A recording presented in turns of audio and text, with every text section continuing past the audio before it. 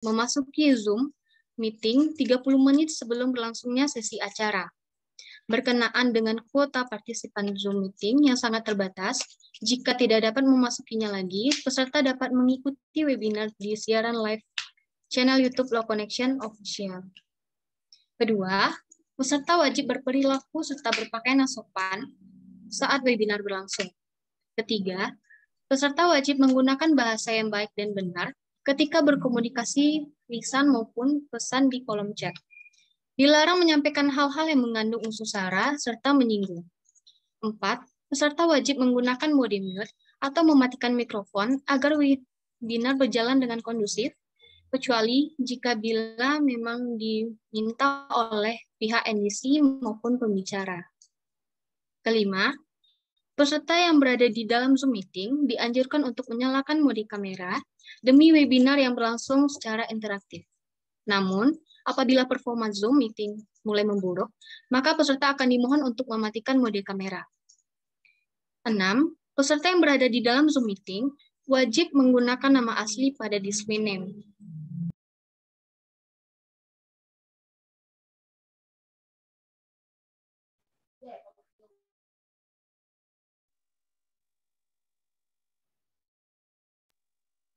Mohon maaf.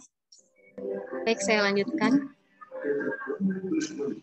Peserta yang berada di dalam Zoom meeting wajib menggunakan nama asli pada display name.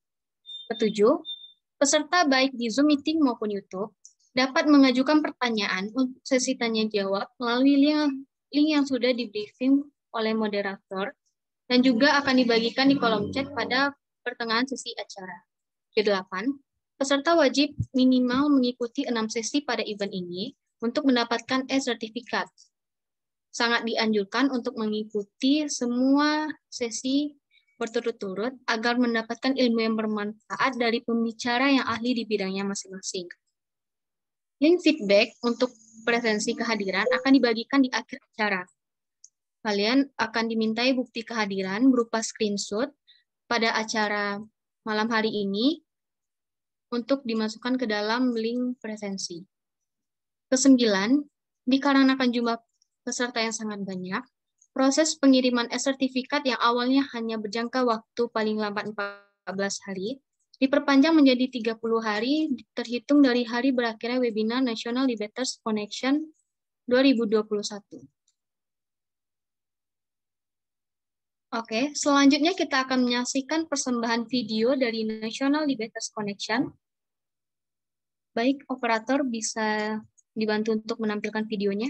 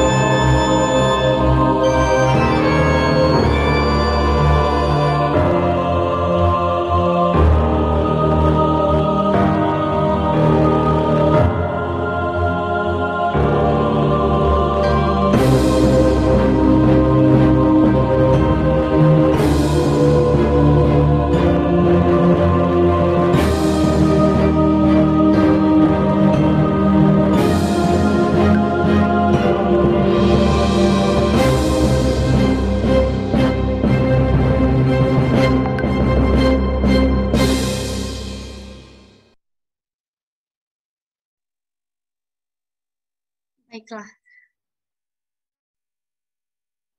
Berikut merupakan video dari National Debaters Connection. Rangkaian selanjutnya, menyanyikan lagu kebangsaan kita yaitu lagu Indonesia Raya. Dimohon kepada para peserta untuk dapat mengaktifkan kameranya dan dipersilakan untuk moderator untuk membantu menampilkan.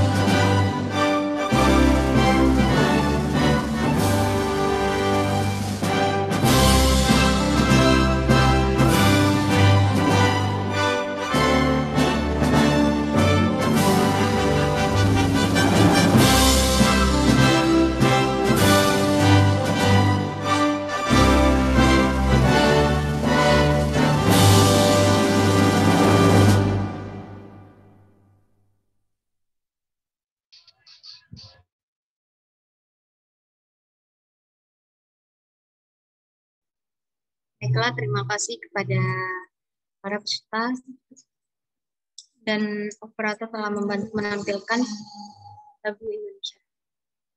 Oke, baiklah. Pada acara webinar malam hari ini kita akan ditemani oleh moderator kita yaitu Kak Damayanti Reskani Maharanti.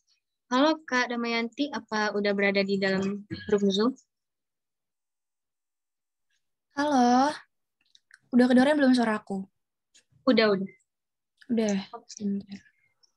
Sebelumnya Kak, boleh nih diperkenalkan dirinya terlebih dahulu, waktu dan tempatnya dipersilakan. Assalamualaikum warahmatullahi wabarakatuh.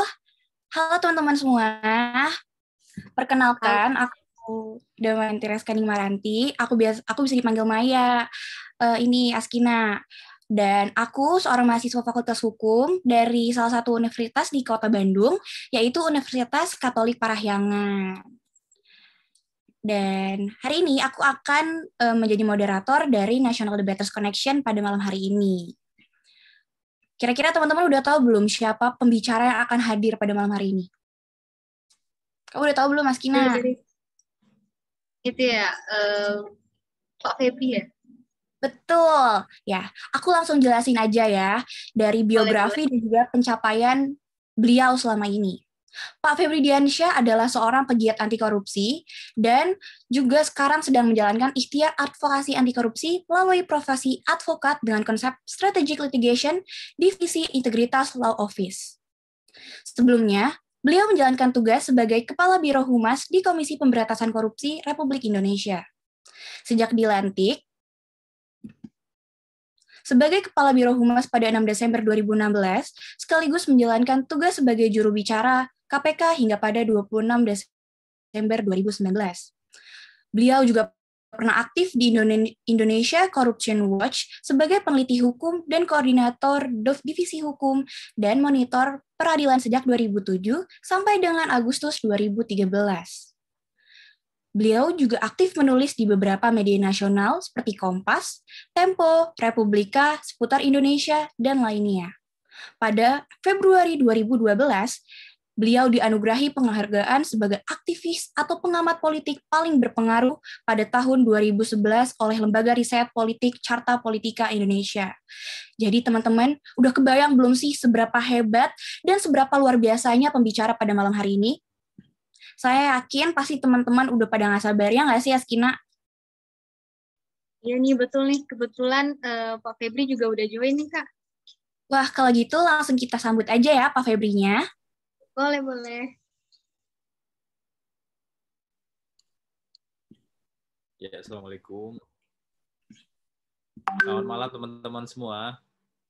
Selamat malam, Pak.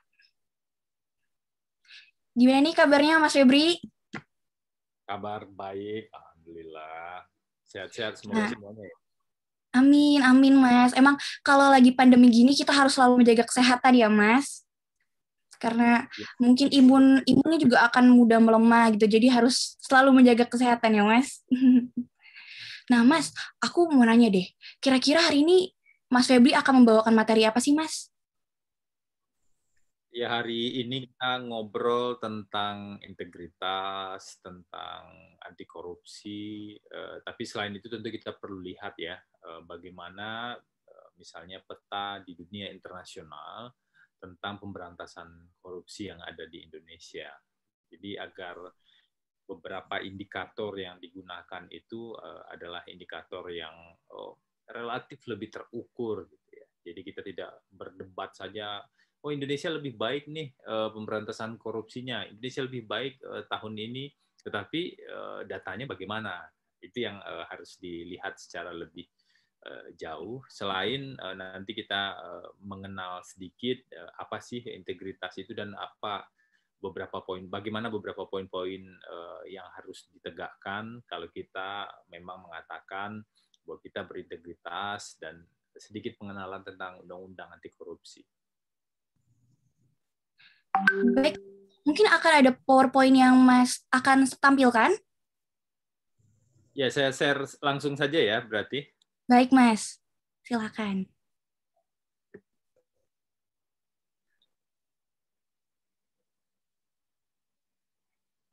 Terima kasih atas kesempatan yang diberikan. Saya kira acara kegiatan ini, rangkaian kegiatan mungkin ya bisa dibilang seperti itu, rangkaian kegiatan National Debaters Connection ini, NDC 2021 ini adalah kegiatan yang penting, tidak saja penting, tapi ini adalah harapannya dari kegiatan ini, dari berbagai narasumber yang ada, para peserta itu bisa mendapatkan ilmu, berdiskusi dari berbagai perspektif dan berbagai latar belakang pemikiran. Karena cukup beragam kan para narasumber yang diundang di rangkaian kegiatan NDC 2021 ini. Nah, saya diminta teman-teman untuk menjelaskan tentang integritas dan komitmen anti korupsi. Ini penting kita ketahui di awal, kalau kita bicara misalnya tentang bagaimana posisi Indonesia dalam pemberantasan korupsi atau persepsi tentang korupsi lah minimal di dunia internasional, sebenarnya kita bisa menggunakan angka ini. Ada diskusi, ada perdebatan tentang Corruption Perception Index, tetapi ini adalah indeks yang digunakan dan relatif lebih diterima di sejumlah negara-negara di dunia. Posisi Indonesia kalau dilihat di sini di tahun 2020, di CPI yang terakhir, di indeks yang terakhir, itu turun cukup jauh dari 40 ke 37. Kenapa saya bilang cukup jauh? Karena kalau kita lihat proses peningkatan indeks itu dari tahun ke tahun, itu kadang-kadang stagnan, kadang-kadang hanya naik 1 atau naik 2 begitu dari 2018 ke 2019. Tetapi dari 2019 sampai dengan 2020 turunnya drastis sekali, sampai di 37 gitu. Kita tahu banyak peristiwa penting terkait dengan pelemahan KPK dan juga komitmen yang rendah tentang pemberantasan korupsi dan juga tentang demokrasi sebenarnya yang terjadi dalam rentang 2019-2020 tersebut. Kalau teman-teman melihat di sisi yang lain, indeks demokrasi kita juga turun di tahun 2020 ini.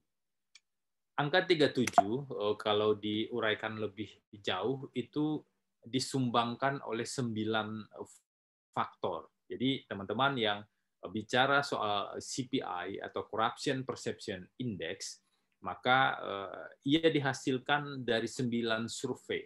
Makanya disebut CPI ini sebagai survey of survey. Gitu. Ada 3 yang perlu kita lihat secara lebih detail, harus kita perhatikan tentu saja, karena ini indeks yang paling rendah di antara 9 tersebut. Jadi bisa dikatakan yang berkontribusi membuat indeks Indonesia atau nilai Indonesia cukup rendah dibanding negara-negara yang lain. Tadi bisa teman-teman lihat misalnya di rata-rata di Asia Pasifik 45, rata-rata di dunia atau global itu adalah 43. Sementara skor kita 37. Jadi yang paling rendah itu adalah World Justice Project, meskipun ada peningkatan ya kemarin. Tapi ini yang paling rendah, di mana responden itu mengatakan atau tidak meyakini rule of law kita membaik di Indonesia. Ini tentu persoalan yang cukup serius, karena kalau kita lihat dari pondasi-pondasi yang dimiliki oleh negara maju, kepastian hukum dan juga konsistensi dalam penegakan hukum, rule of law itu menjadi bagian yang paling utama, yang menjadi salah satu fondasi utama kalau kita bicara soal tidak hanya soal aspek hukum itu sendiri, tapi juga aspek politik, aspek ekonomi, investasi, dan yang lain-lain. Kemudian yang kedua yang juga menjadi masalah di indeks ini yang paling rendah adalah korupsi dari aspek politik, dan bahkan juga ada misalnya prinsip-prinsip demokrasi yang masih dipandang cukup rendah ya, indeksnya hanya 26 begitu. Kita masih punya persoalan dengan aspek elektoral dan juga partisipasi dalam penyelenggaraan pemerintahan dan juga penyelenggaraan pemilu. ini detailnya lebih lanjut tentang mana yang naik, mana yang turun. Jadi dari 9 itu, kalau teman-teman lihat dari angka yang berwarna merah itu turun, bahkan yang paling tinggi itu 12 ya turunnya, Global Insight Country Risk Rating dan PRS International Country Risk Guide di angka 8 gitu. Jadi ada 3 yang stagnan di 37, 37 dan 46. Tetapi ada 1 yang meningkat. Nah, ini memang kondisinya cukup menyedihkan ya kalau kita lihat dari 2019 ke 2020. Kenapa ini penting kita ketahui? Agar kita bisa memahami dan membaca bagaimana realitas pemberantasan korupsi yang terjadi di Indonesia, setidaknya dari perspektif Corruption Perception Index ini, dan bagaimana perbandingan Indonesia dengan negara-negara lain di dunia. Karena kita melihat kadang-kadang dari informasi yang disebarkan sengaja atau tidak sengaja, seolah-olah komitmen pemberantasan korupsi itu tinggi, seolah-olah pejabat politiknya betul-betul berkomitmen, dan tapi di sisi lain kita juga melihat penanganan kasus korupsi juga masih cukup banyak dan pejabat banyak yang masih diproses. Di sisi lain ada ketidakpercayaan juga terhadap proses-proses demokrasi dan korupsi politik yang terjadi. Nah, itu indikator pertama yang mungkin teman-teman bisa lihat. Jadi kalau diskusi tentang bagaimana fenomena pemberantasan korupsi, kita bisa menggunakan dan menggali lebih jauh Corruption Perception Index. Ada banyak sekali turunannya. Bisa dilihat di website Transparansi Internasional Indonesia, begitu. Dan indikator kedua yang juga bisa digunakan adalah Global Corruption Barometer. Ini 2020 yang terakhir kemarin.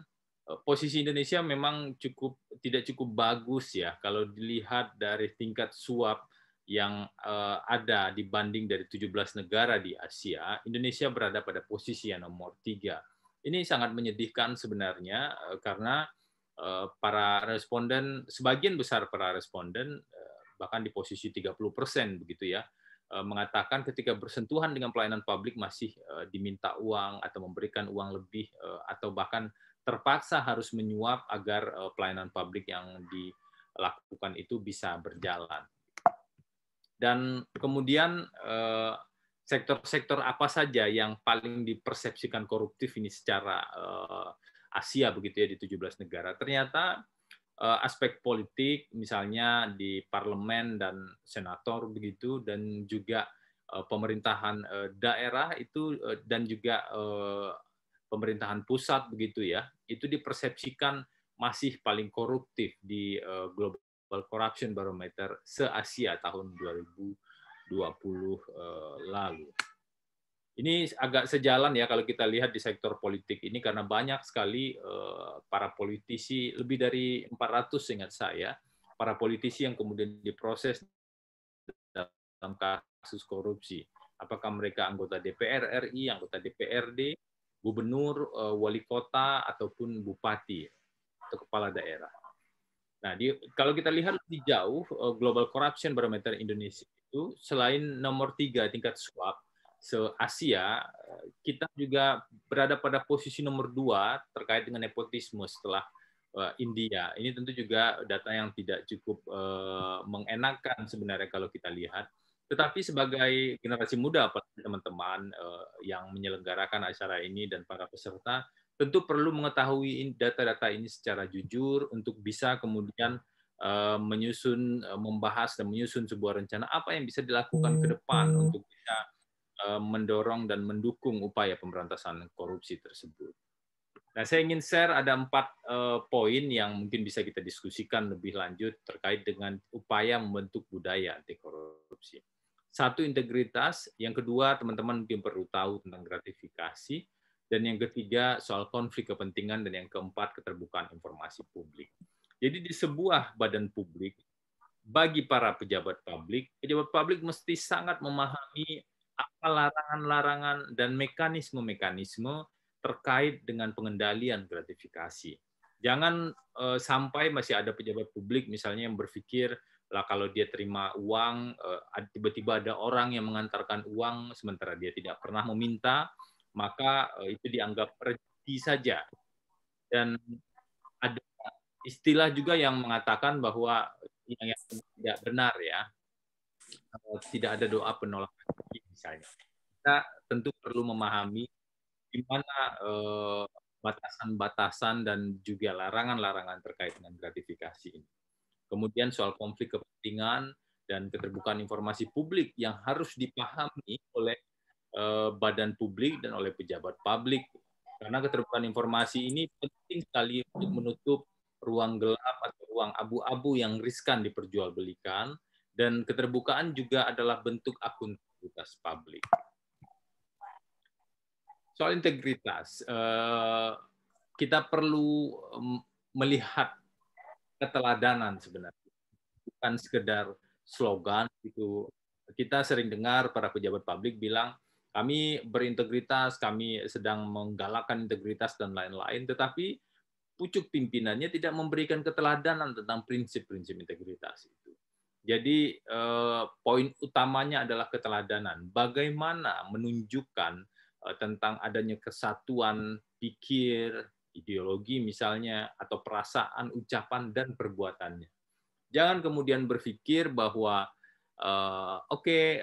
korupsi itu tidak benar dan saya kemudian mengucapkan gitu, pejabat publik mengucapkan bahwa kita tidak boleh harus menghindari korupsi, tapi di sisi lain perbuatannya bertentangan. Itu tidak mengandung atau tidak bisa dikatakan memiliki atau menerapkan prinsip-prinsip integritas tadi. Nah, ini beberapa nilai inti, etos kerja, dan juga nilai sikap dari integritas. Jadi kalau kita bicara soal integritas, maka kita bicara selain soal kesatuan fikir, perasaan, ucapan, dan perbuatan, kita juga bicara tentang nilai inti. Nilai intinya misalnya, integritas itu dibangun dari prinsip-prinsip dasar kejujuran, disiplin, dan tanggung jawab. Kemudian ada etos kerjanya. Seseorang yang berintegritas, dia harus bisa mandiri, dia harus punya semangat untuk bekerja keras, dan menjalankan prinsip hidup sederhana. Ini yang agak sulit diterapkan di beberapa kalangan tentang prinsip atau nilai hidup sederhana ini. Seseorang yang berintegritas bisa dilihat dari apakah misalnya dia lebih senang untuk membeli barang-barang yang belum tentu dibutuhkan tetapi harganya mungkin jauh lebih mahal, hanya sekedar mencari kebanggaan branded dan lain-lain, padahal di sekitarnya mungkin banyak orang yang lebih membutuhkan hal-hal yang lebih mendasar atau kebutuhan-kebutuhan dasar. Kemudian ada nilai sikap. Nilai sikapnya seorang yang berintegritas tentu dia harus berani. Jangan sampai kemudian mengaku berintegritas, tetapi ketika berhadapan dengan ujian-ujian atau berhadapan dengan situasi-situasi yang harusnya bisa menunjukkan nilai integritasnya, ia tidak berani dan kemudian mundur. Memang berani ini juga ada strategi, tetapi mundur atau menghindari ujian-ujian atau situasi-situasi di mana nilai integritas harus dibuktikan, tentu saja bukan nilai sikap yang benar menurut nilai sikap integritas ini. Kemudian punya kepedulian dan bersikap adil. Ini adalah nilai-nilai penting. Jadi kalaupun kita tidak bicara, tidak menyebut tentang anti korupsi secara harfiah, tetapi kalau nilai-nilai ini diterapkan, ada 9 nilai berarti ya, jujur, disiplin, tanggung jawab, mandiri, kerja keras, sederhana, berani, peduli, dan adil, maka sebenarnya ini adalah upaya untuk mewujudkan nilai sikap integritas tersebut. Nilai-nilai integritas tersebut, apakah bisa sekaligus semuanya?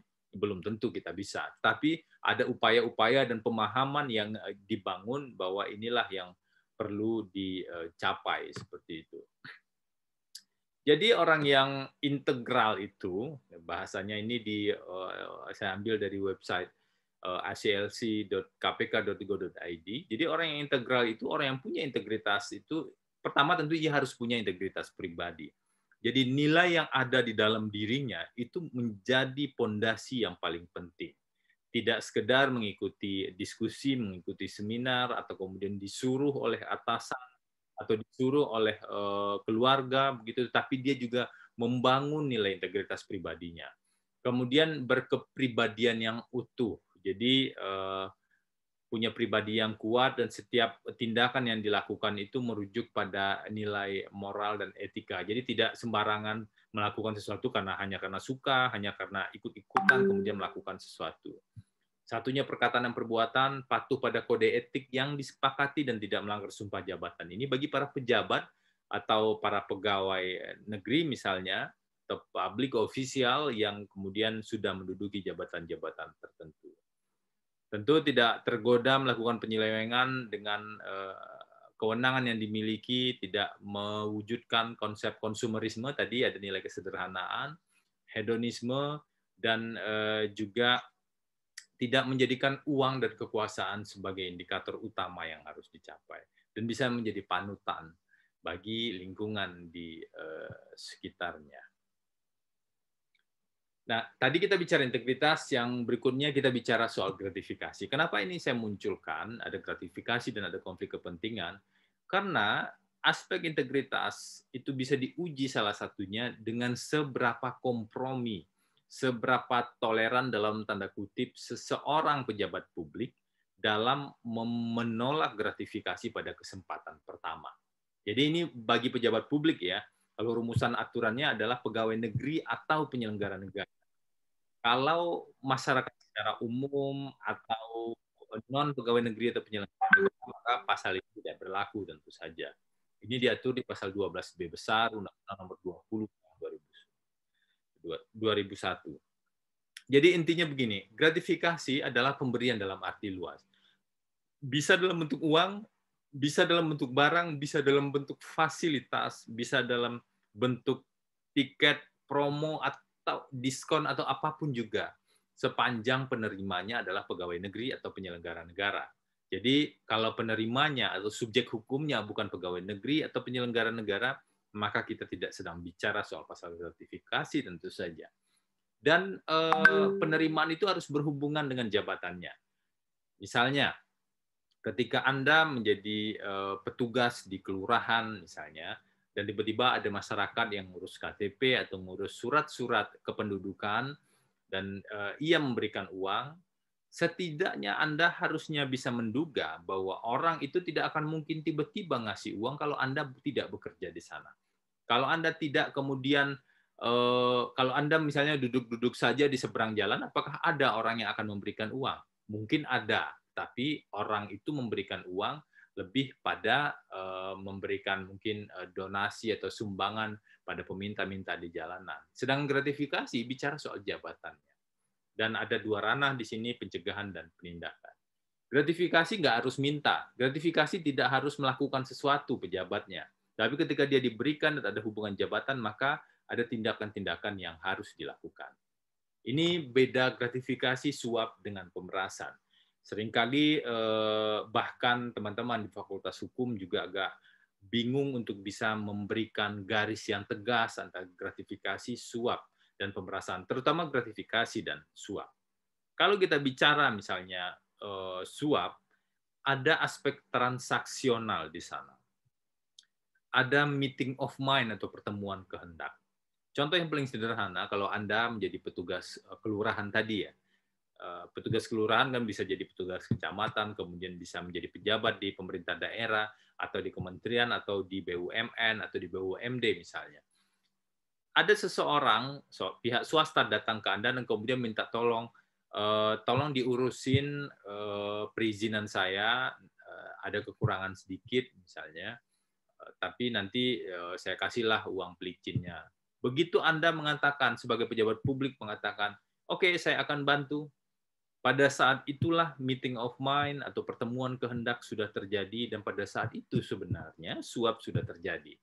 Makanya di pasal-pasal suap itu pasal 5, pasal 11, pasal 5, pasal 12 huruf A kecil atau B kecil disebutnya menerima hadiah atau janji. Jadi tidak harus hadiah, bahkan uang yang belum diterima pun ketika deal itu sudah terbentuk, ketika aspek transaksional dan pertemuan kehendak sudah terbentuk, maka suap sudah terjadi. Sedangkan gratifikasi tidak membutuhkan, tidak harus ada meeting of mind tersebut. Cukup hanya pemberian saja yang berhubungan dengan jabatan. Ada juga yang menyebut gratifikasi ini semacam suap yang tertunda, karena kepentingan si pemberi itu bukan pada saat itu, tetapi menanam budi agar suatu saat bisa dituai, agar suatu saat kalau ada urusan bisa lebih mudah diurus begitu. Biasanya gratifikasi ini terjadi ketika ada pejabat baru pindah ke sebuah daerah, kemudian dibeliin fasilitas rumah, di dalam rumah fasilitas mobil atau yang lain-lain, atau bahkan di internal kantor sendiri, gratifikasi juga bisa terjadi, misalnya bawahan ngasih sesuatu ke atasan, gitu ya. Mungkin dia tidak langsung meminta dinaikkan pangkat, tapi menanam budi agar kalau ada urusan nanti, kalau ada penilaian, nilainya bisa jadi bagus. Sedangkan pemerasan ada permintaan sepihak dari pejabat, ada sifat paksaan dan penyalahgunaan kekuasaan. Dan untuk teman-teman ketahui, kalau bicara soal pemerasan, yang dijerat pidana adalah pihak penerimanya atau pejabat publiknya. Kalau suap yang dijerat adalah kedua-duanya, sedangkan gratifikasi, kalau gratifikasinya yang dijerat adalah pihak penerima atau pejabat publiknya. Jadi memang perlu dibedakan kalau kita bicara soal gratifikasi, suap, dan pemerasan. Nah, ini 3 prinsip dasar pengendalian gratifikasi yang perlu dipahami oleh pejabat publik. Pertama, prinsip dasarnya sebisa mungkin harus ditolak. Jadi begitu ada orang ngasih, ya ditolak saja, nggak usah kemudian diterima, terus mikir-mikir selama 30 hari kerja baru lapor, gitu ya. Meskipun undang-undang memungkinkan bagi para pejabat publik untuk melaporkan penerimaan gratifikasinya dalam waktu 30 hari kerja. Jadi tolak, laporan penolakan juga dilaporkan, dan laporan penerimaan dalam kondisi yang tidak bisa menolak. Teman-teman semua, ini isu yang ketiga soal konflik kepentingan. Kenapa konflik kepentingan itu perlu kita highlight kalau kita bicara soal integritas? Orang yang berintegritas harus memahami kepentingan mana yang menjadi kepentingan pribadi dan mana yang menjadi tugas berdasarkan kekuasaan atau kewenangannya.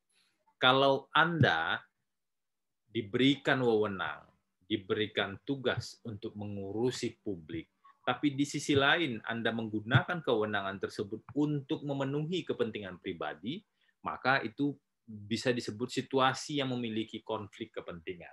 Karena itu konflik kepentingan disebut sebagai sebuah situasi di mana pegawai atau pejabat memiliki kekuasaan dan kewenangan. Jadi pegawai atau pejabatnya memiliki kekuasaan dan kewenangan, tapi dia juga di saat yang sama memiliki kepentingan pribadi untuk menggunakan wewenang itu, sehingga bisa mempengaruhi kualitas dan kerja yang seharusnya.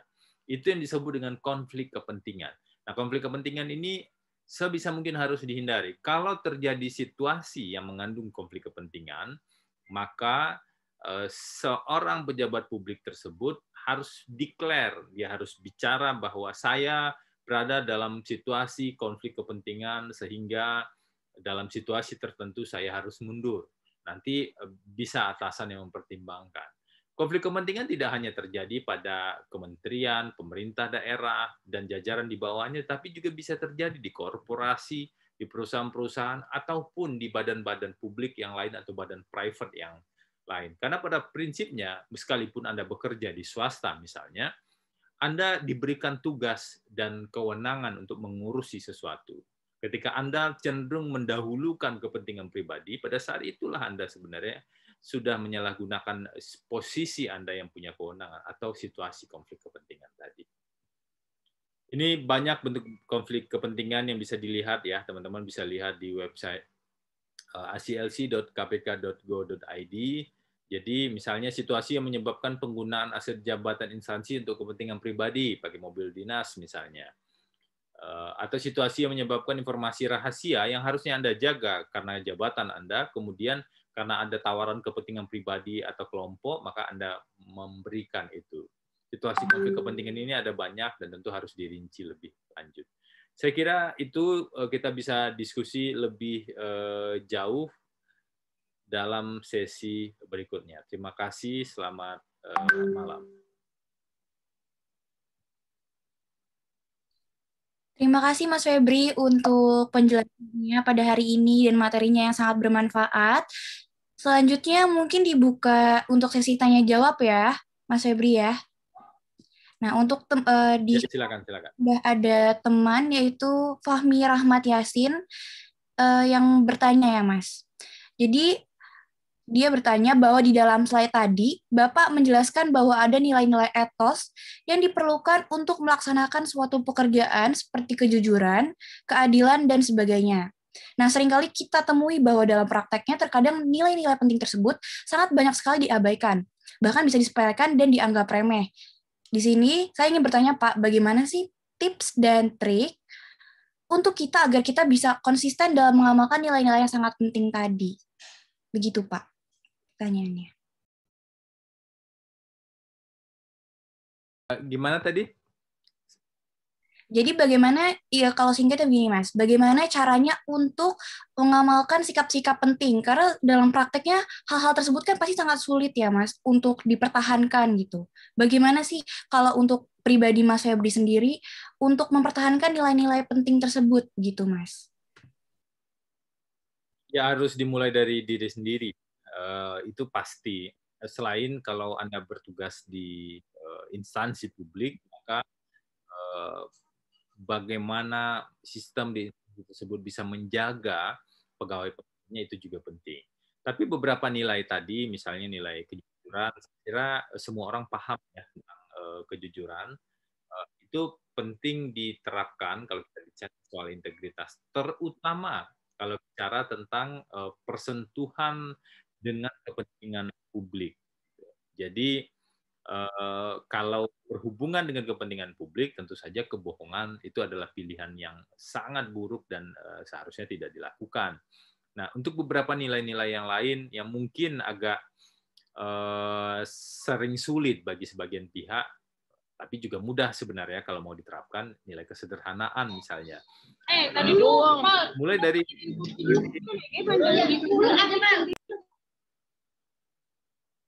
Mulai dari keluarga di rumah sebenarnya juga bisa menjadi cara atau menjadi tempat untuk menerapkan nilai tersebut.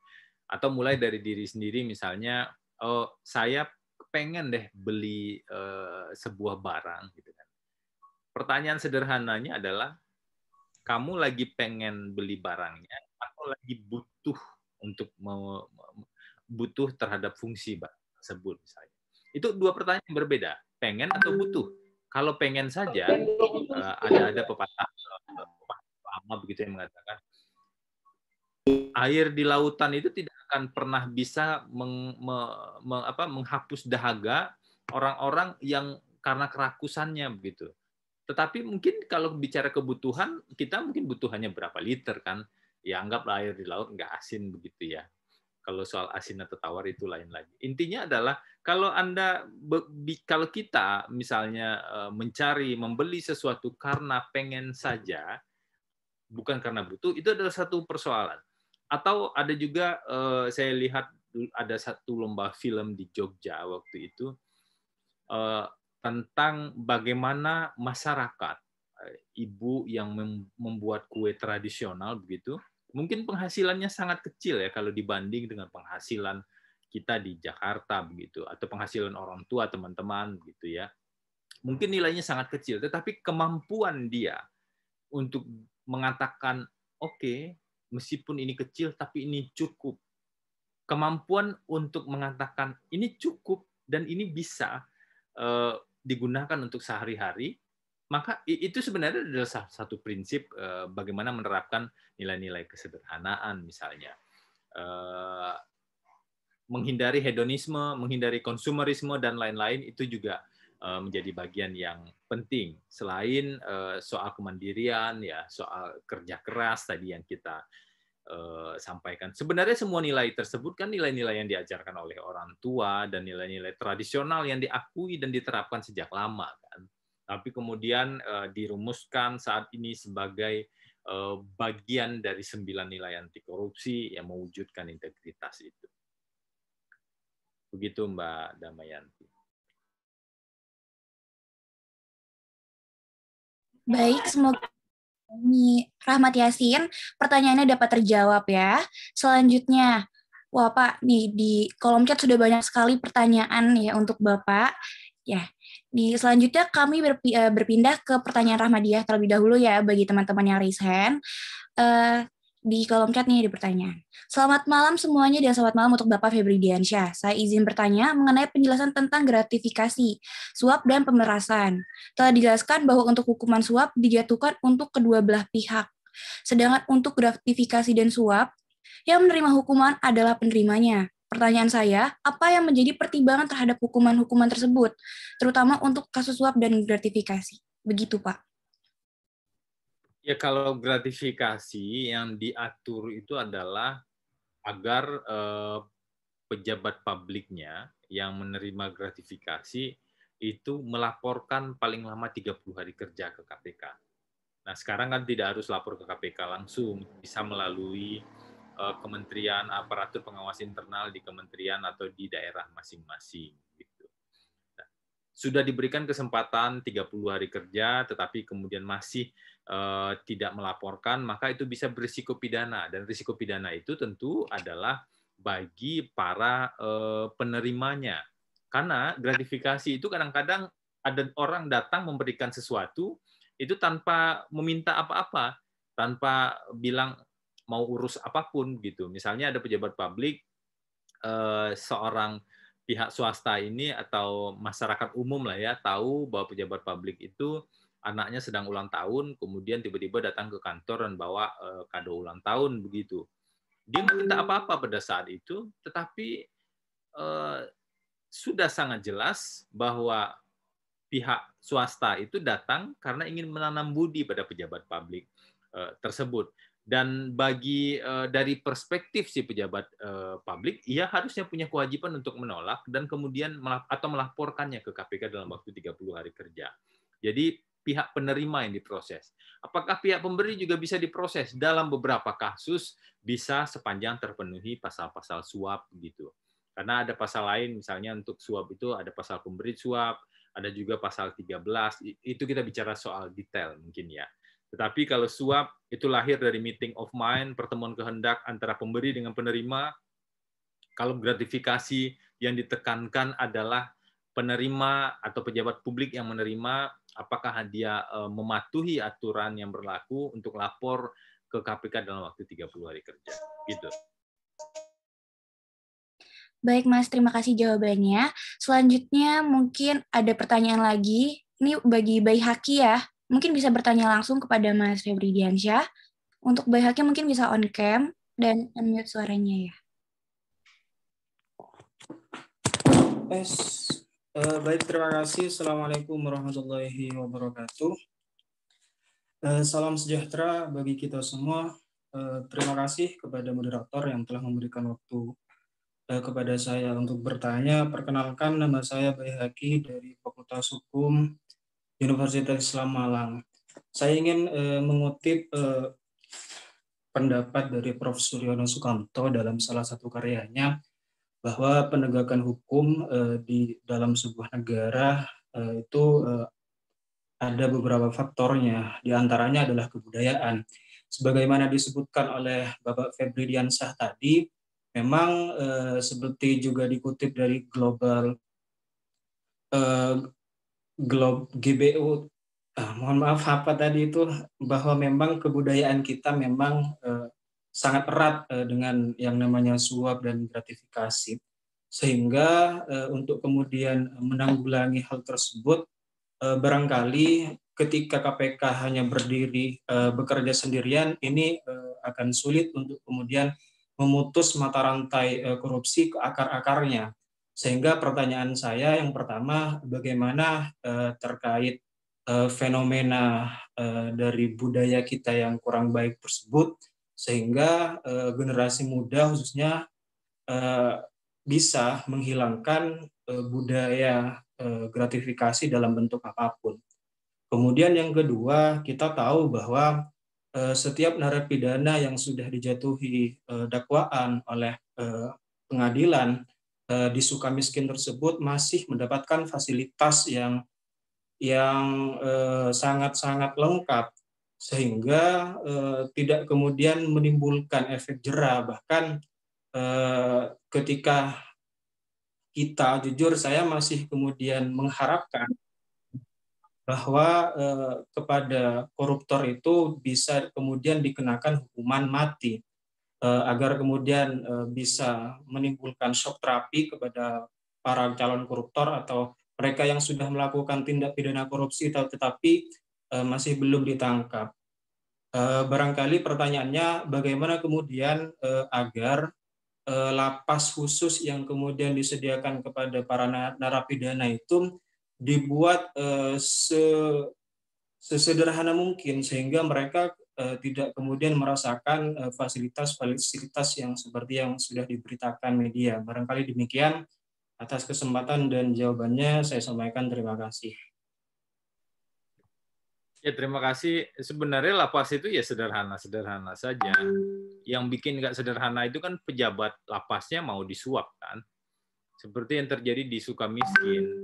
Kalau dilihat fasilitasnya, itu biasa saja meskipun memang agak berbeda dengan lapas yang lain karena masing-masing sendirian gitu ya. Tapi yang jadi masalah adalah ketika para narapidana yang ada di sana kemudian bisa mengakses fasilitas-fasilitas tertentu, bisa keluar masuk dengan berbagai cara, izin berobat atau yang lain-lain, karena mereka bisa membayar pejabatnya, mereka bisa membayar petugasnya. Jadi, terkait dengan isu penghukuman ini, korupsi di lembaga permasyarakatan juga adalah salah satu isu yang penting, yang tentunya kalau dibicara soal institusinya, ini tanggung jawab dari Kementerian Hukum dan HAM gitu ya. Di bawah Kementerian Hukum dan HAM ada Direktorat Dirjen Lapas. Ini yang harusnya menjadi concern. Karena kalau bicara soal korupsi di lapas kan bukan hanya satu kepala lapas yang kemudian diproses oleh KPK. Bahkan ada OTT yang dilakukan KPK ketika di Sukamiskin beberapa waktu yang lalu. Nah, ini agaknya juga menjadi faktor yang membuat masyarakat kemudian marah begitu ya. Seolah-olah orang yang melakukan korupsi kenapa masih mendapatkan fasilitas mewah di lembaga permasyarakatan atau tidak mendapatkan hukuman yang setimpal begitu. Belum lagi kalau kita bicara soal aspek regulasinya, tentang pemotongan masa hukuman misalnya, atau tentang asimilasi atau pembebasan bersyarat. Meskipun sekarang sebenarnya sudah ada PP 99 ya, sudah dibuat di era pemerintah sebelumnya, yang anehnya memang beberapa kali pengen direvisi juga oleh Kementerian Hukum dan HAM saat ini, padahal PP itu sangat ketat. Pemberian remisi atau pembebasan bersyarat hanya bisa dilakukan terhadap tidak bisa dilakukan untuk terpidana kasus korupsi, kasus terorisme dan narkotika, kecuali ia menjadi justice kolaborator atau whistleblower. Jadi sangat terbatas sebenarnya yang bisa mereka lakukan. Di sisi lain, terobosan-terobosan tentang hukuman tambahan juga menjadi penting. Hukuman tambahan misalnya, bagi politisi, maka ia harus diberikan hukuman tambahan pencabutan hak politiknya. Jadi ketika ia menjadi politisi dan kemudian melakukan korupsi, artinya ia saat melakukan korupsi itu sedang mengkhianati orang-orang atau publik atau pemilik kedaulatan yang mempercayakan jabatan itu padanya. Nah, ketika dia mengkhianati itu dan dia melakukan korupsi, sudah sepantasnya haknya untuk menduduki jabatan publik atau hak politiknya juga dicabut. Nah, ini kan mulai diterapkan meskipun kita belum melihat ada konsistensi yang cukup berkelanjutan terkait dengan penerapan ini. Selain itu, ada kombinasi yang lain yang juga perlu dikembangkan lebih lanjut. Misalnya kita sering mendengar soal kemiskinan koruptor. Kita juga sering mendengar bagaimana agar aturan yang ada memaksimalkan soal kemiskinan koruptor. Tapi di sisi lain, Undang-Undang Perampasan Aset nggak pernah dibahas secara serius sampai saat ini. Jadi komitmen pemerintah juga jadi satu soal sebenarnya.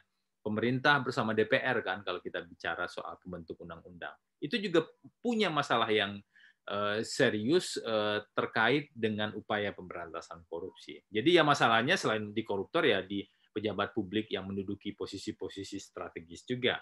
Oleh karena itulah situasi yang terjadi saat ini itu juga harus menjadi refleksi bagi kita sebagai masyarakat apa yang bisa kita lakukan dalam gerakan anti korupsi itu. Begitu Mas Bayaki.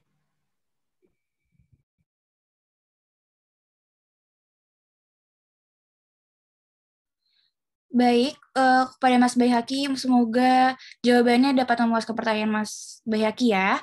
Selanjutnya pertanyaan dari Mas Ditya Depiar Damawan. Dipersilakan untuk unmute ya. Ya, Assalamualaikum warahmatullahi wabarakatuh. Sebelumnya terima kasih kepada moderator yang telah menyempatkan saya untuk bertanya kepada Mas Febri. Mas, saya ingin bertanya tentang integritas. Integritas kan yang setahu saya kan berpegang teguh kepada nilai-nilai yang diyakini atau aturan-aturan yang ada. Sebelumnya saya kan adalah mahasiswa Fakultas Hukum, di mana mahasiswa Fakultas Hukum itu kan harus menjadi contoh masyarakat luas. Tapi pada saat saya mematuhi aturan, saya sering dibilang sok-sokan dan sok suci, atau bagaimana pendapat Mas tentang sentilan-sentilan seperti itu? Terima kasih.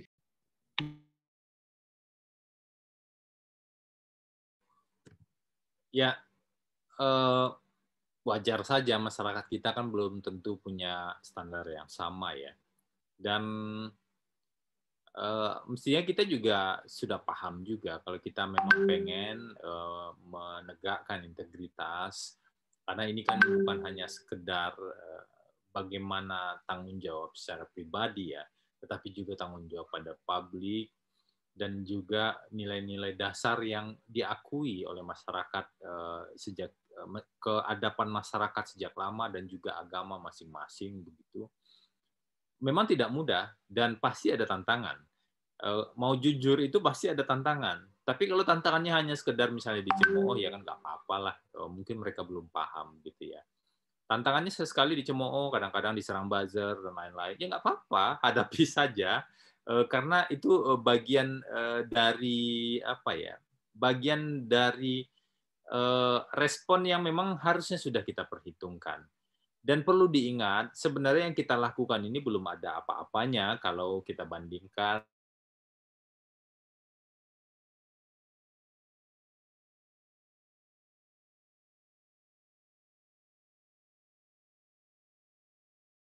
jasadnya di dalam tong yang disemen beberapa waktu kemudian.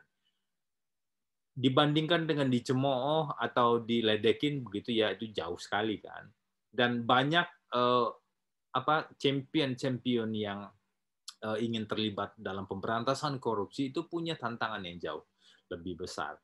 Jadi saya tidak ingin mengatakan bahwa kalau Anda mau menegakkan integritas maka semua akan langsung baik-baik saja. Pasti tidak. Pasti ada tantangan yang harus Anda hadapi. Bahkan dari keluarga juga bisa jadi. Ada misalnya beberapa cerita teman-teman ketika ia menjadi pejabat publik, ada keluarganya, keluarga jauh ya, minta tolong agar anaknya dimasukin kerja begitu. Kita tahu itu tidak benar, dan kalau kemudian ke keluarga harus dikatakan soal prinsip integritas dan lain-lain, pasti ada risiko kan, bahwa lu ngapain gaya-gayaan banget nolongin adik aja nggak bisa. Tapi memang itu yang harus kita berikan pemahaman secara bertahap. Kewenangan saya, kewajiban saya adalah ini dengan bahasa yang tentu saja ya harus disesuaikan dengan situasi yang ada. Soal bagaimana mengkomunikasikan, soal bagaimana penggunaan bahasanya adalah soal strategi komunikasi. Tetapi prinsip dasarnya itu yang harus diperjuangkan. Ya jadi nggak apa-apa lah, kan cuma dicemooh aja kan ya. Terima kasih atas jawabannya, Mas. Baik, terima kasih kepada Ditya untuk pertanyaannya. Selanjutnya kepada mungkin Donan ya. Enggak deh. Irwan ya. Kepada Irwan, dipersilahkan untuk unmute dan memberikan pertanyaan. Baik, sebelumnya apakah suara saya terdengar? Terdengar. Baik, terima kasih atas kesempatan ini. Assalamualaikum warahmatullahi wabarakatuh dan selamat malam. Jadi izin Pak untuk bertanya mengenai tentang integritas KPK dan solusi untuk kedepannya.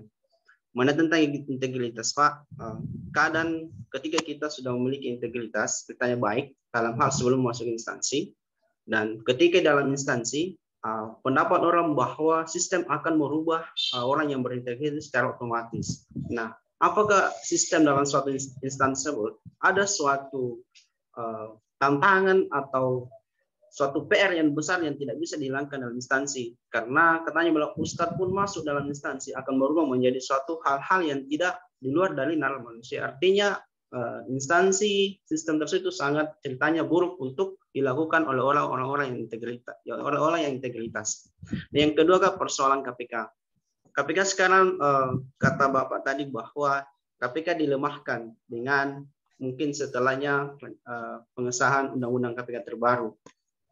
Mungkin ini kritikan KPK yang didapatkan kemarin pada saat melakukan penangkapan terhadap salah satu pejabat negara, seorang gubernur, dan mengatakan bahwa KPK melakukan suatu OTT dan dibantah oleh jubir dari pejabat tersebut bahwa gubernur tersebut tidak sedang melakukan tindak pidana atau tidak di OTT karena itu sedang dalam proses istirahat.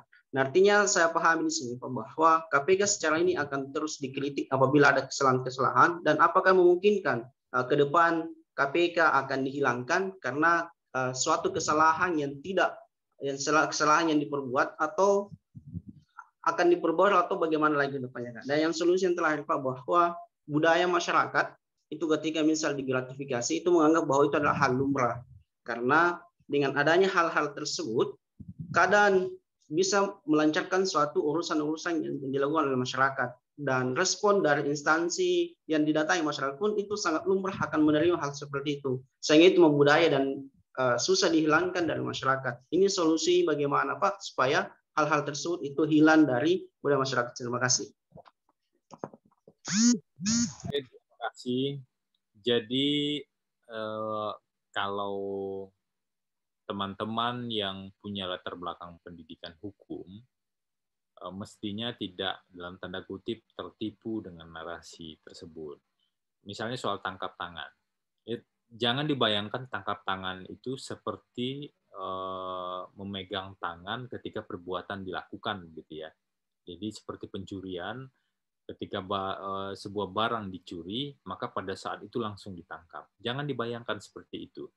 Kenapa? Karena aturan hukumnya disebutkan di KUHAP, ya, Kitab Undang-Undang Hukum Acara Pidana, bahwa tertangkap tangan adalah tertangkapnya seseorang pada waktu sedang melakukan tindak pidana. Ini yang sedang tadi ya.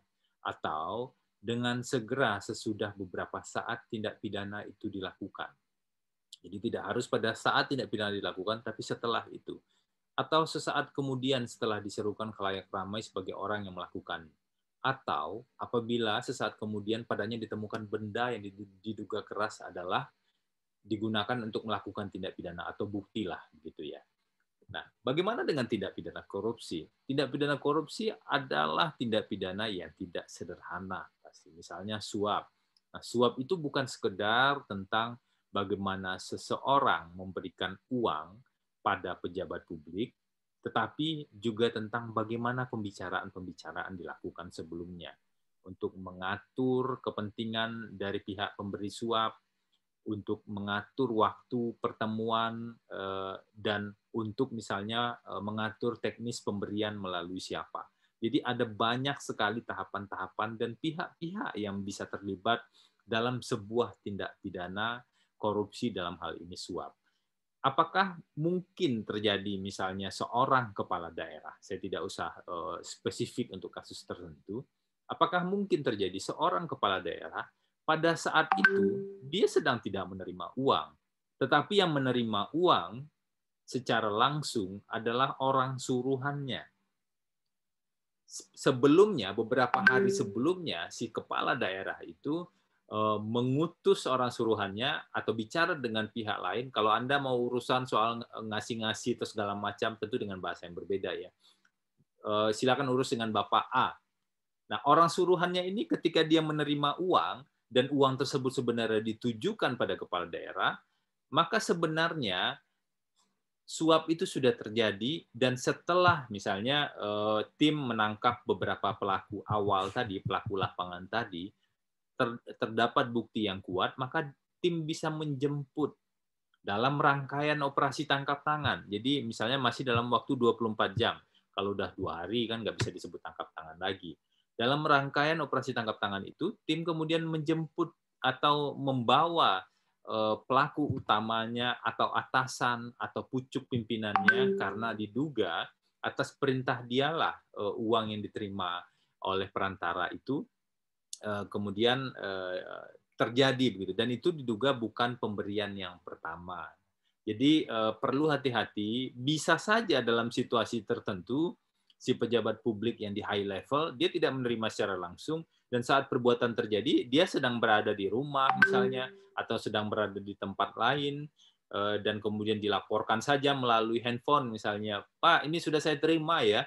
Nah, rangkaian tidak pidana korupsi bisa jauh sampai ke sana. Jadi jangan dipikir, jangan menyamakan tindak pidana OTT dalam tindak pidana korupsi itu dengan OTT pencurian yang secara kasat mata atau copet begitu ya. Kalau copet kan ketika diambil barangnya, dompet seseorang, dan kemudian diteriakin oleh orang ramai, baru dia ditangkap misalnya. Atau ketika ngambil itu langsung ditangkap misalnya. Jauh lebih kompleks tindak pidana korupsi. Karena itulah dari aspek OTT ya, saya cukup yakin apa yang dilakukan oleh KPK kemarin benar, dan argumentasi-argumentasi para pendukung pejabat publik itu sudah sering kita dengar dari OTT-OTT sebelumnya. Tapi bahwa KPK harus diawasi, saya setuju sepenuhnya, karena kita juga harus memastikan dan punya hak sebagai masyarakat untuk melakukan pengawasan yang lebih kuat terhadap KPK gitu. Kedua apa saya lupa.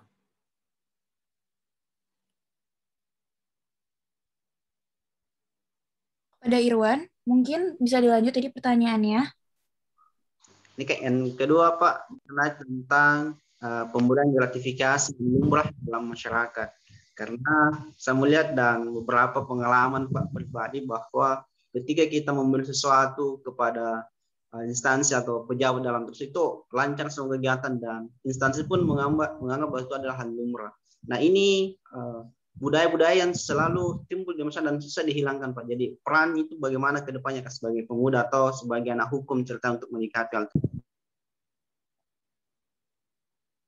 Ya, saya termasuk yang tidak setuju ya kalau korupsi dianggap sudah menjadi budaya. Tapi sebagai sebuah otokritik itu memang bisa dipahami dan sebagai bagian dari misalnya untuk meningkatkan semangat untuk melakukan perlawanan terhadap korupsi.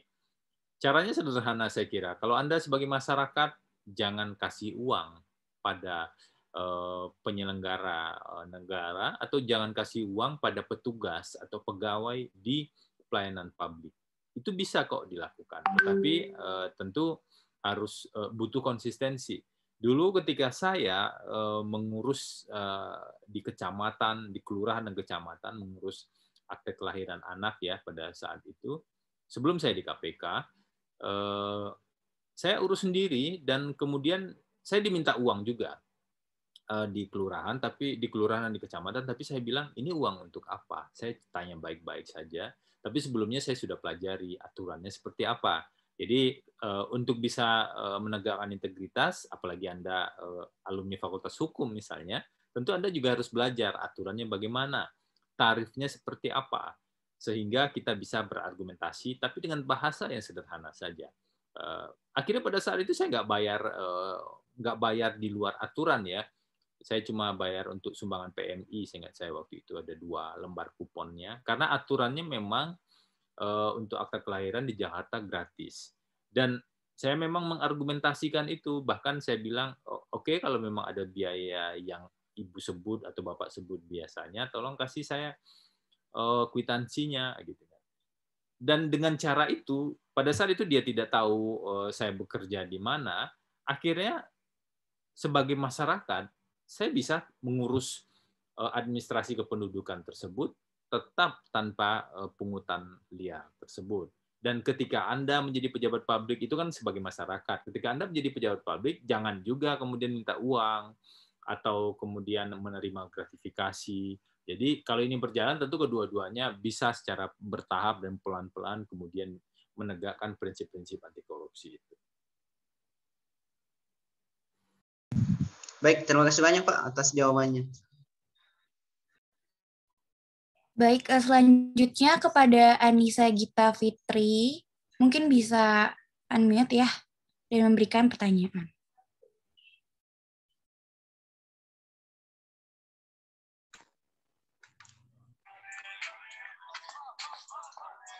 Halo, baik. Assalamualaikum. Waalaikumsalam. Assalamualaikum, Pak. Nisa Gita Fitri dari Sumatera Utara, mahasiswi Fakultas Hukum Universitas Muhammadiyah Tapanuli Selatan. Izin bertanya Pak kepada Pak Febri selaku narasumber pada malam hari ini.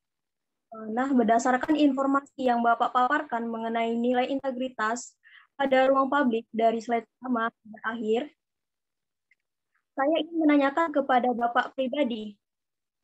Nah, seberapa besar nilai integritas yang telah Bapak terapkan sebagai pejabat publik selama masa jabatan Bapak, yaitu sebagai juru bicara KPK dari tahun 2016 sampai tahun 2019, dan bagaimana pendapat Bapak mengenai situasi yang terjadi pada negara Republik Indonesia pada saat ini, yang di mana yang berkuasa dapat membungkam yang lemah dalam kasus tindak pidana korupsi. Terima kasih. Ya, terima kasih. Nggak mungkin ya saya jelasin satu persatu, tapi prinsip-prinsip dasarnya kan tadi saya sampaikan bahwa ada beberapa nilai-nilai yang memang harus kita pahami dan itu harus dilakukan. Kalau Anda misalnya di kampus begitu sebagai mahasiswa ataupun sebagai dosen, ya nilai-nilai itu harus diterapkan tentu saja. Kalau bekerja di badan publik, ya bekerja secara sebenar-benarnya, jangan ngakalin begitu kan. Dan melakukan pekerjaan itu betul-betul karena memang dengan semangat yang utuh begitu. Kenapa? Karena ketika Anda bekerja di badan publik sebagai pegawai negeri atau penyelenggara negara, penghasilan Anda itu sebenarnya kan dari uang rakyat. Sehingga ketika Anda mendapatkan gaji misalnya secara bulanan, itu harus Anda pertanggungjawabkan pada masyarakat yang membayar gaji Anda misalnya, atau fasilitas-fasilitas yang lain. Jadi banyak hal yang saya kira bisa dilakukan sehari-hari. Kalau nilai-nilainya kan tadi sudah disampaikan gitu.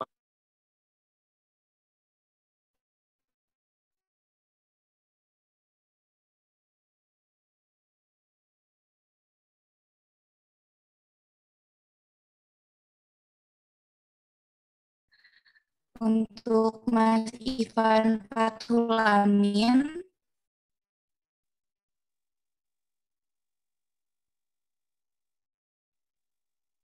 oke.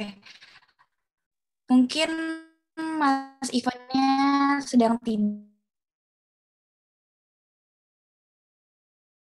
Bagaimana Mas Ivan? Sudah terhubung? Dijelaskan?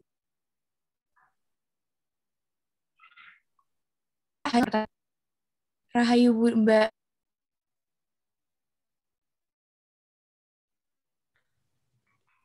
Ya. Sebelumnya terima kasih kepada silakan memberikan Rahayu Mbak Rahayu Budi. Apakah suara saya jelas, Mbak?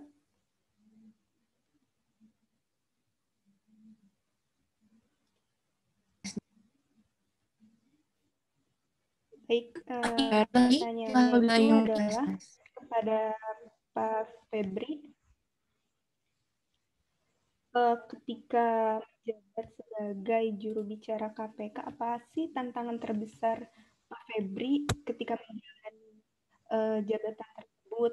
Kemudian berbicara soal jatuhan vonis ya Pak, saya pernah melihat salah satu cuplikan dari hakim Mahkamah Agung yang sudah meninggal beberapa hari lalu, Pak Artijo Alkotar, itu mengatakan bahwa kebanyakan dari para koruptor ini adalah hukuman berdasarkan pasal 3, di mana vonis tersebut lebih rendah, padahal pasal 2 itu sudah mencakup perbuatan melawan hukum dan menguntungkan diri sendiri gitu Pak. Menurut Bapak bagaimana pandangan antara pasal 2 dan 3 tersebut yang ada perbedaan dalam penjatuhan vonisnya, padahal dua-duanya itu sama-sama melawan hukum gitu Pak, indikatornya. Ya, terima kasih. Jadi memang ini polemik ya. Kalau kita bicara soal pasal 2 ayat 1 dan pasal 3. Kalau pasal 2 ayat 1 itu bicara soal melawan hukum. Sedangkan pasal 3 itu penyalahgunaan wewenang. Jadi bedanya, meskipun penyalahgunaan wewenang, ada juga yang mengatakan penyalahgunaan wewenang ini bagian dari melawan hukum juga. Tapi yang jadi masalah adalah kalau menggunakan pasal 3, maka ancaman pidananya minimal 1 tahun. Maksimalnya sama. Yang jadi soal adalah pasal 2 ayat 1 itu minimalnya 4 tahun. Nah, ini bisa jadi ruang juga sebenarnya untuk praktek-praktek penyimpangan kalau indikator penerapan pasal 2 ayat 1 dan pasal 3 itu tidak clear. Jadi memang harus dilihat secara lebih spesifik. Kalau apa perbedaannya, jelas ada perbedaan ya. Satu, melawan hukum secara umum begitu. Dan yang kedua di pasal 3 itu adalah menyalahgunakan wewenang. Itu dua hal yang berbeda sebenarnya.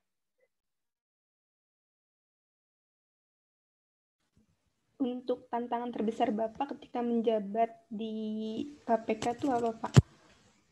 Apa ya tantangannya? Tantangan yang terbesar itu jarang ketemu keluarga sebenarnya. Karena ketika menjadi juru bicara itu, kalau pulang ke rumah itu kan rata-rata saya pulang di rumah itu sekitar jam 1 mungkin ya, jam 1-an, meskipun bisa datang agak siang, tetapi dari pagi sudah harus respon wartawan dan lain-lain. Tapi itu dijalankan dengan tanpa beban saja sih sebenarnya. Tapi kalau dibanding dengan sekarang ya jauh sekali ya waktu bersama keluarga. Di sisi lain, kalau bicara soal integritas tadi, yang juga penting adalah Anda dituntut sebagai juru bicara, Anda wajib untuk bicara benar. Jadi Anda tidak boleh berbohong. Tapi di lembaga penegak hukum, tidak semua informasi kasus itu bisa dibuka. Jadi bagaimana caranya Anda tetap jujur, Anda tidak bohong, tetapi penyidikan atau penanganan perkara tidak terganggu. Nah, ini memang punya tantangan tersendiri lah ya. Kadang-kadang ada yang tidak bisa diiyakan pada saat itu, tapi kalau dikatakan misalnya ada OTT, apa benar ada OTT, ada orang yang ditangkap malam ini begitu. Kalau langsung dijawab iya, realitasnya memang benar ada OTT ya. Kalau langsung dijawab iya, bahaya bagi teman-teman di lapangan. Sehingga timing untuk menjawab, bagaimana merumuskan jawaban tapi tidak berbohong, itu adalah salah satu tantangannya, saya kira. Baik, terima kasih banyak. Selanjutnya mungkin akan ada pertanyaan terakhir yang diberikan oleh peserta dari Ahmad Naufal ya. Kepada Ahmad Naufal dipersilakan untuk memberikan pertanyaan dan mematikan dan menyalakan suaranya. Kepada moderator, apa suara saya terdengar? Terdengar, Mas Ahmad. Ya, terima kasih baiknya sebelumnya Pak kepada Pak Febriansyah dan kepada moderator telah memberikan kesempatan kepada saya untuk berbicara di forum ini. Sebenarnya kan tadi saya melihat itu ada sebuah indikasi di sebuah data kan yang tadi Bapak berikan mengenai tingginya kasus angka korupsi. Nah, maka apa yang akan jadi tantangan terberat bagi generasi muda di sini untuk menurunkan angka tersebut, Pak, dan sebenarnya apa sih cara yang paling efisien dan paling jitu dalam penerapannya untuk mengurangi angka korupsi? Mungkin sekian, terima kasih. Jadi pertama harus dipahami bahwa upaya pemberantasan korupsi itu harus dilakukan oleh banyak pihak. Jadi kalau bicara, pertanyaannya umum banget ya ini sebenarnya. Gimana caranya biar nggak ada korupsi lagi? Ya nggak bisa dijawab dengan seminar ini, bisa 10 buku juga belum tentu bisa menjawab. Tapi kurang lebih begini, komitmen yang kuat dari high level politik, high level leader itu sangat penting. High level leader ini misalnya dari presiden atau dari pimpinan partai politik, komitmen yang kuat itu sangat dibutuhkan. Jadi nggak basa-basi begitu ya. Atau dari kepala daerah, kalau di skop daerah. Komitmen itu tidak hanya lisan, tetapi juga dituangkan dalam sistem dan dalam pernyataan-pernyataan dan dalam perbuatan-perbuatan yang dilakukan. Dan sektor yang paling utama kalau kita menggunakan angka data CPI tadi adalah sektor penegakan hukum sebenarnya. Jadi itulah yang pertama kali harus dibenahi terlebih dahulu. Selain sektor politik tentu saja dan juga secara bertahap sektor penerimaan negara juga penting sekali menjadi prioritas. Masyarakatnya juga harus punya komitmen, jangan sampai masyarakatnya masih dalam pola berpikir lama, jadi ketika ngurus sesuatu itu ngasih uang tambahan ke pejabat atau pegawai yang menjalankan tugasnya. Karena sebenarnya Anda sebagai masyarakat itu sudah memberikan uang melalui pajak yang diberikan setiap tahun atau setiap transaksi begitu untuk bisa kemudian menjalankan roda pemerintahan, menjalankan pelayanan publik dan lain-lain.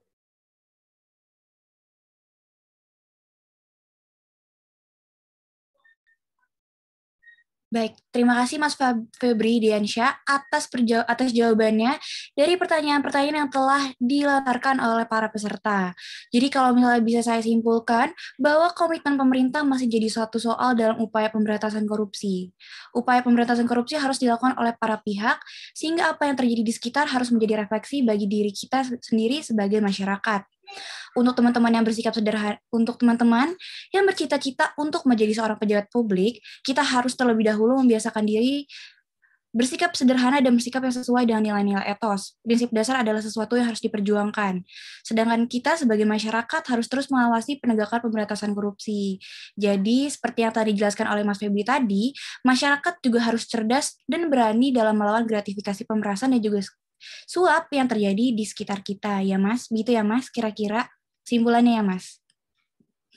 Kalau begitu, terima kasih kepada Mas Febri Diansyah atas materinya. Terima kasih juga karena telah menjawab pertanyaan-pertanyaan dari peserta malam hari ini. Karena materi dari Mas Febri hari ini sangatlah bermanfaat bagi saya dan juga teman-teman sekalian. Selanjutnya mungkin untuk MC bisa take over ya. Baiklah. Terima kasih sebelumnya kepada narasumber kita yaitu Bapak Febri Diansyah yang telah memberikan ilmu yang menarik dan sangat bermanfaat nih untuk kita semua. Dan terima kasih juga kepada moderator Kak Maya dan kepada para peserta yang kami hormati yang telah mengikuti acara ini dari awal sampai akhir. Sebelum mengakhiri acara pada malam hari ini, dimohonkan untuk kepada para peserta agar dapat menghidupkan kameranya untuk pengambilan sesi foto bersama.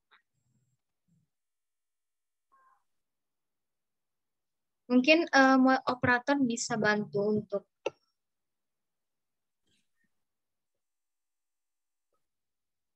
mengambil videonya. Oke. Diharapkan kepada seluruh peserta agar dapat menghidupkan kameranya, teman-teman. Oke, saya bantu hitung ya, Kak. Operator udah siap? 1, 2. Oke. Baiklah. Sesi foto bersama telah selesai. Maka Tak terasa juga nih kita sudah di penghujung acara. Saya mewakili Panitia Nasional Debate Connection 2021 mengucapkan terima kasih dan mohon maaf apabila ada kesalah kata dan kekurangan. Saya selaku Master of Ceremony pada acara ini pamit undur diri. Akhir kata saya ucapkan wassalamualaikum warahmatullahi wabarakatuh. Sampai bertemu di acara webinar nasional Debate Connection 2021 berikutnya. Tetap semangat dan jaga kesehatan. Sampai jumpa. Oke, terima kasih. Untuk teman-teman, jangan Terima lupa. kasih. Iya, baik. Terima kasih banyak, Bapak.